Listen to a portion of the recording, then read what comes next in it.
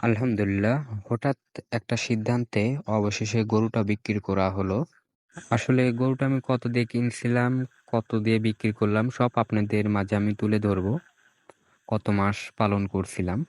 যাই হোক, আমি গরুটা কি জন্য বিক্রি করলাম সেটা আপনাদেরকে আমি বলতেছি যে আমার খামারে স্পেসটা কম, আর স্পেসের চাইতেও দেখা যাচ্ছে আমি গরুগুলো বেশি কিনে ফেলছি। আমার বাইরে একটা গরু আছে, সেই গরুটা আমি ভিতরে তুলতে পারতেছিলাম না খামারের ভিতরে।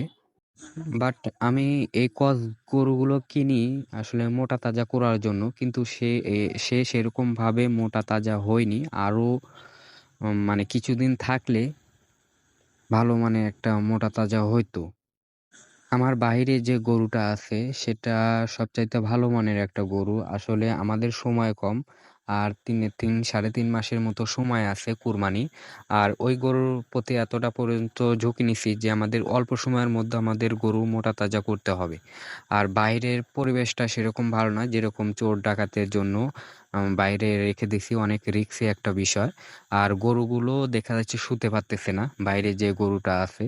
এই জন্য আমি সিদ্ধান্ত নিলাম যে গরুটা 2-1 মধ্যেই বিক্রি করা লাগবে। কিন্তু হঠাৎ করে দেখা যাচ্ছে এই সিদ্ধান্তর পরে ব্যাপারীকে ফোন দিলাম।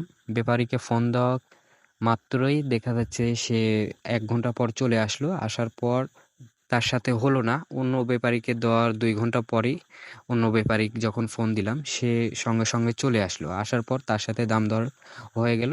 হওয়ার পর তার কাছে আমি দিয়ে দিলাম। আসলে আমার এই গরুটা কিনা হয়েছিল 1,15,000 টাকা দিয়ে। আর এই গরুটা আমি লালন পালন করছি 3 মাস হয়নি, আবার 3 মাসের মানে কাছাকাছি এরকম হয়ে গেছে। মানে এই গরুটা আর কিছুদিন রাখলে ভালো একটা স্বাস্থ্য হতো, কিন্তু না কিনেছিলাম একবারে হাড্ডি সারটা কিনা হয়েছিল। প্রথম 1 মাসে যখন এনাকে খাবার দাবার দেওয়া শুরু করি সেই সময় মানে সে সেরকমভাবে মোটা তাজা হচ্ছিল না। পরে এরপর কিছু চিকিৎসা নেয়ার পর আস্তে আস্তে উন্নতি হওয়া শুরু করলো। মানে 1 মাস আমরা মানে হুদাই খাওয়া দাওয়া করাইছি ওনাকে, কোনো কাজেই আসছিল না। 1 মাস পর থেকে সে মোটা তাজা হওয়া শুরু করলো, কিন্তু তাকে সেরকম ভাবে মোটা তাজা করতে পারলাম না।